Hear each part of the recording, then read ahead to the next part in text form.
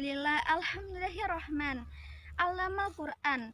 Assalatu wassalamu ala habibir rahman alladzi qala lahu rabbul manan wa ala alihi wa ashabihi ajmain. Amma ba'du. Pertama-tama dan yang paling utama, marilah kita ucapkan puja dan syukur kita atas kepada Allah Subhanahu wa taala yang telah memberikan kita banyak nikmat.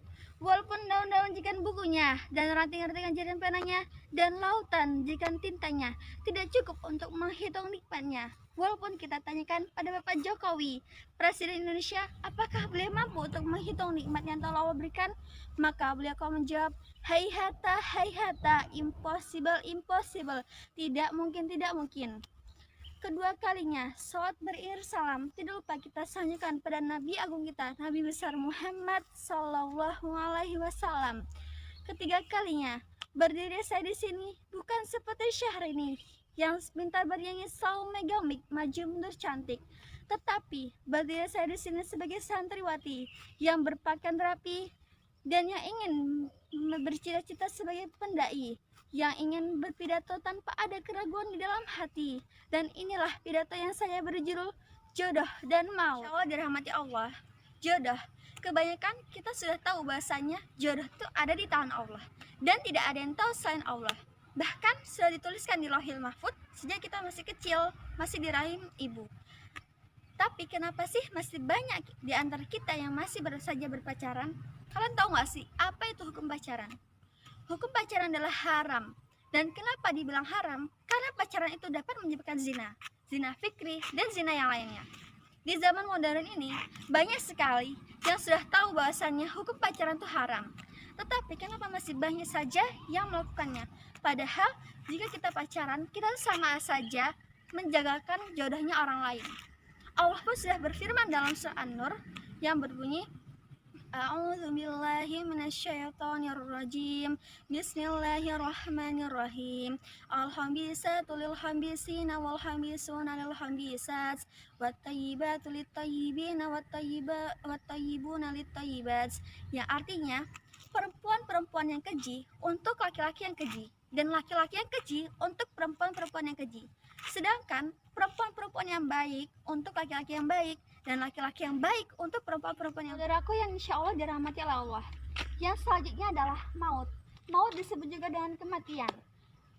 Kematian itu tidak ada yang tahu, dan ketahuilah wahai saudaraku, setiap yang berjawab pasti akan merasakan mati. Allah pun sudah berfirman dalam surah Al-Imran, A'udzubillahi minasyaitonirrajim. Bismillahirrahmanirrahim. Kullun nafsin dha'iqatul maut. Ya, artinya setiap yang bernyawa pasti akan merasakan mati. Kematian tidak ada yang tahu selain Allah. Bahkan 5 menit setelah ini kita tidak tahu apa yang terjadi pada diri kita. Apakah kita masih hidup atau tidak? Nah, pertanyaannya, apakah amal kalian yang kalian kerjakan selama di dunia ini cukup untuk membantu kalian di akhirat kelak? Jawabannya ada pada diri kalian sendiri. Kita sebagai umat Islam pasti mempunyai kewajiban dan tanggung jawab sebagai hamba Allah SWT. Salah satunya yaitu kewajiban kita melaksanakan sholat. As-sholatu imaduddin. Sholat adalah tiang agama. Barang siapa yang mendirikan sholat berarti ia telah menegakkan agama. Dan barang siapa yang meninggalkan sholat berarti ia telah merobohkan tiang agama. Setiap kita mempunyai kewajiban dan tanggung jawab, dan semua itu akan ditanya oleh Allah SWT.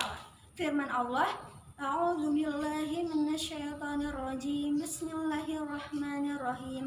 Inna sam'a wal basara wal fu'ad kullu ulaika anhu kana anhu mas'ula. Yang artinya, sesungguhnya pendengaran kita, mata kita, dan mulut kita, dan semua itu akan ditanya oleh Allah SWT.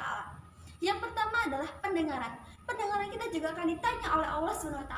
Hai manusia-manusia yang pendengaran, apakah pendengaran kamu, apakah telinga kamu gunakan untuk mendengarkan ceramah-ceramah agama, kamu gunakan untuk mendengarkan baca-baca Al-Quran, atau sebaiknya kamu gunakan untuk kemaksiatan, contohnya menguping.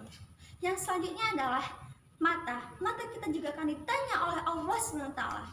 Hai manusia-manusia yang mata, apakah mata kamu, apakah penglihatan kamu gunakan untuk melihat bacaan-bacaan Al-Quran, kamu gunakan untuk melihat yang baik-baik, atau sebaliknya penglihatan kamu gunakan untuk kemaksiatan, contohnya mengintip. Selanjutnya adalah mulut. Mulut kita juga akan ditanya oleh Allah SWT. Hai manusia-manusia mulut, hai manusia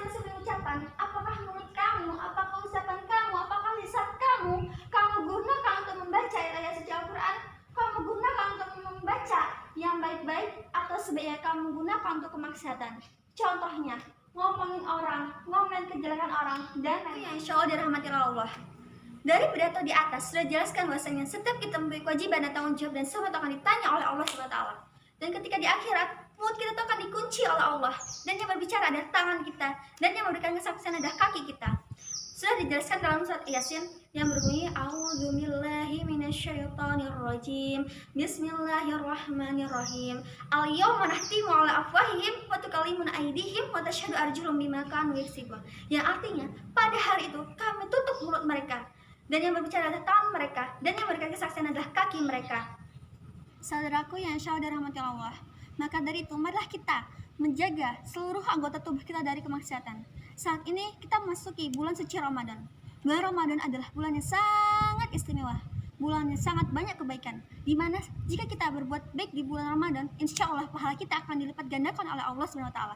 Marilah kita fastabiqul khairat, berlomba-lombalah dalam kebaikan. Cukup sekian mungkin yang dapat saya sampaikan, kurang dan lebihnya saya mohon maaf, dan kepada Allah saya mohon ampun. Sebelumnya, undur maqalah walatan bermanqalah, latan satu hibbu maqalah walatan sa manqalah. Akhirokun wabillahi taufiq wal hidayah waridho wal inayah. Wassalamualaikum warahmatullahi taala wabarakatuh.